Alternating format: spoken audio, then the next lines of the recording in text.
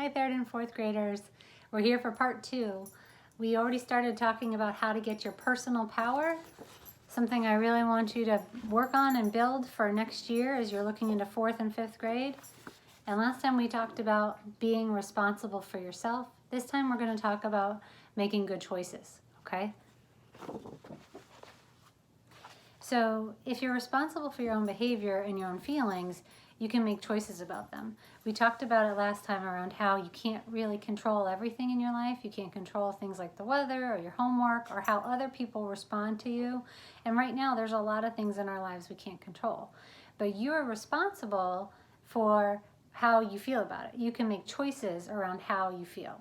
Okay, so you can choose how to act. You can choose not to grab a friend's video game controller or break a toy or disobey your parents. Even if you feel like doing these things, even if the feeling seems overpowering or irresistible, you still have the choice to control that feeling and decide how you're going to respond. Many times our actions are tied to our feelings. We hit someone because we feel angry. We yell at someone because we feel frustrated. We cry because we feel sad. We can choose how angry or frustrated or sad to feel. You can even choose to have a different or more positive and productive feeling, okay? And as you get better and better at noticing the choices you have, you can choose to let things go. You can choose to forgive somebody. You can choose to smile instead of getting upset. You can choose to take a deep breath. You can choose to walk away.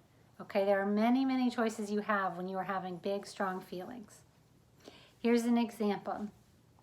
Maria studied hard for her math test, and she felt sure after the test that she had done really well. Has that ever happened to you? You put all your work into it, you went and you tried your best, and you felt good. But when the teacher handed the test back, Maria saw that she had gotten 6 problems wrong. Her teacher had written across the top in big red letters, "You can do better." Ouch. Maria has choices about how to feel. She can feel angry. That's probably what you're thinking, right? At her teacher for not seeing how hard she'd studied. She can feel angry at herself for not doing better on the test. She can think, if I were smarter, I wouldn't get so many wrong. I must be pretty stupid.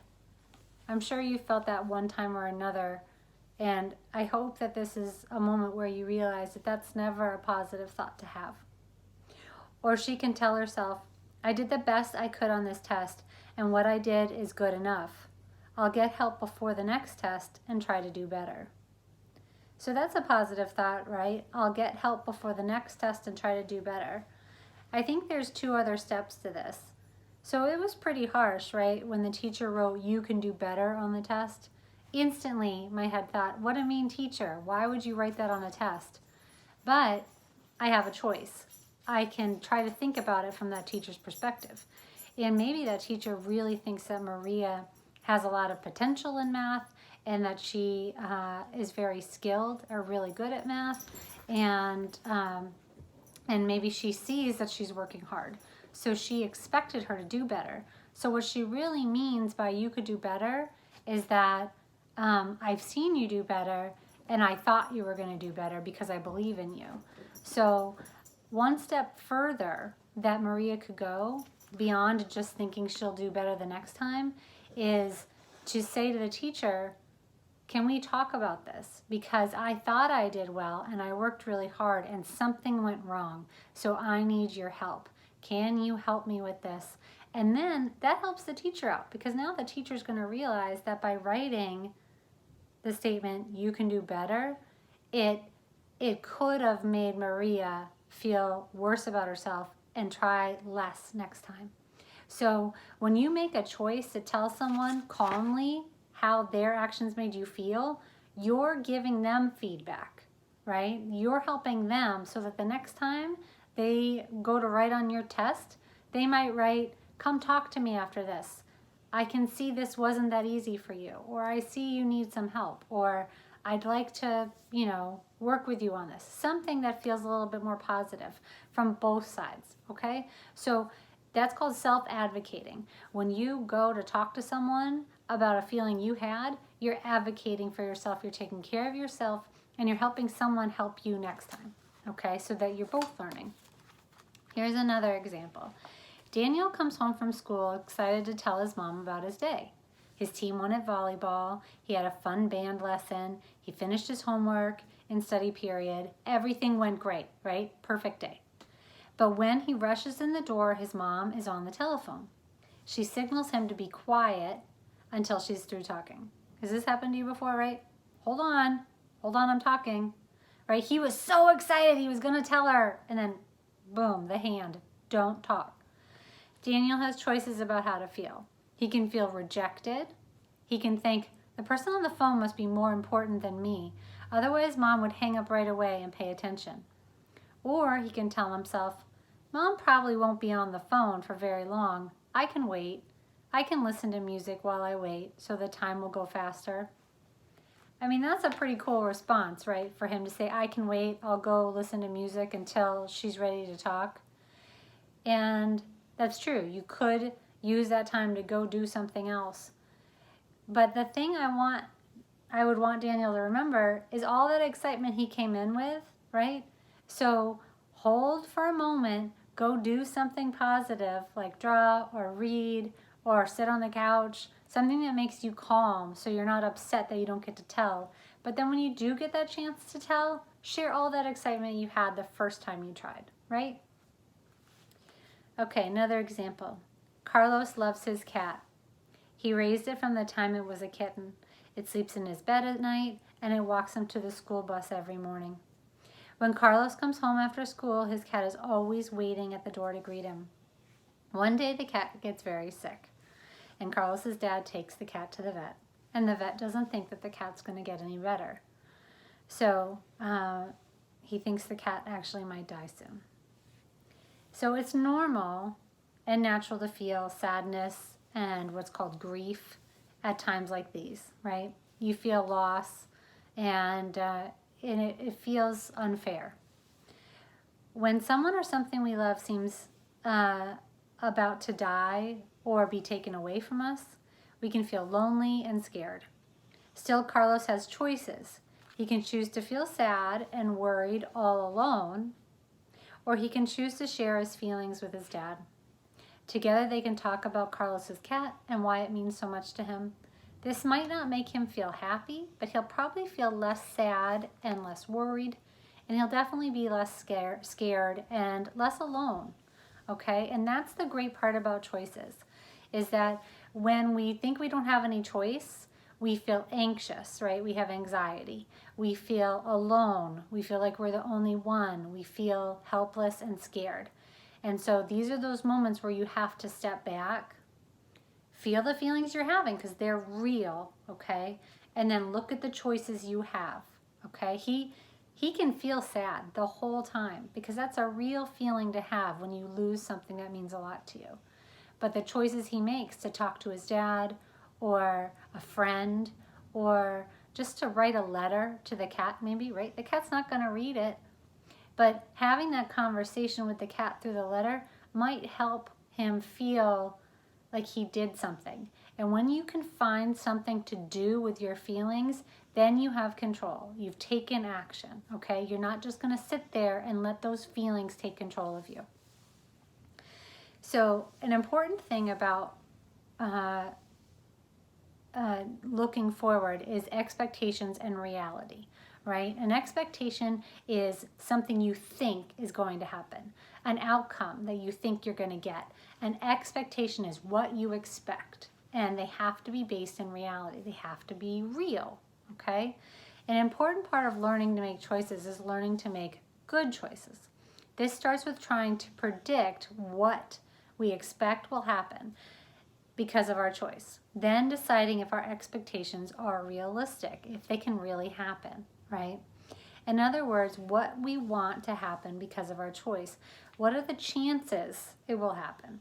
If the chances are good, our choice is realistic. If the chances are terrible, our choice is not realistic.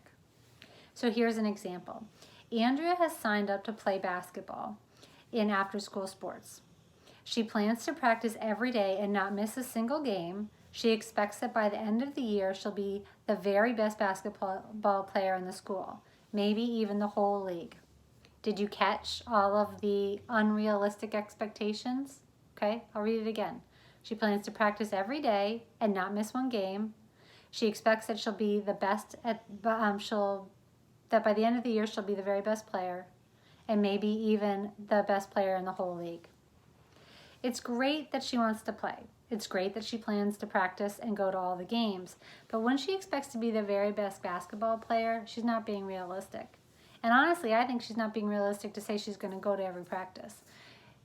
Because it's good to expect to do that and to dedicate yourself to that. But you have to allow yourself to be flexible. That sometimes practices get canceled, sometimes you get sick, and sometimes you just can't make it because of something going on in your family. But wanting to be the best is probably an unrealistic expectation. Maybe she'll be good at basketball. Maybe she'll be great. It depends on how she practices, right? How often she gets to play and whether or not she has a talent for basketball. But will she be the very best? The chances aren't very good. There can only be one very best, and there are a lot of other kids. How many times does that happen, that you expect yourself to be better before you've even started, right? You expect that you're going to ride your bike before you've learned how to ride it. You expect that you're going to be able to play the recorder before you've even tried it. And then when you try these things and they're hard because they take time and practice, it's frustrating and you get mad at yourself and you get mad at the person who's trying to teach you. You get mad at your bike, you get mad at the recorder, and you want to give up, okay? Because you had unrealistic expectations on yourself. You told yourself you were going to be good at it without even trying. So you're not being flexible or caring for yourself and saying, hey, we're just going to try and I'm going to practice, and however good I get will be because of the hard work I did.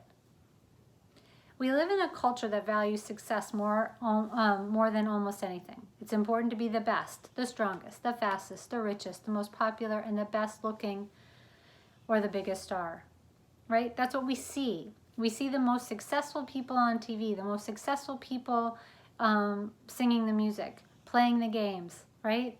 But we can't all be that person. That's not what personal power means. It means doing our personal best at things we believe are important, and it means liking ourselves even if we're not the best one at it, okay? You can still love playing basketball if you think it's important, and you can still love it even if you're not the best, okay? Same with like dance or art or singing or writing or math, right? You can still love math and not be great at it, okay? I struggle with math all the time. Math still scares me, but I still love learning it, I still love teaching it, and I still love working with it because every time I do, I'm going to get better at it. And I still find it important and interesting. What are some realistic expectations that Andrea could have about basketball?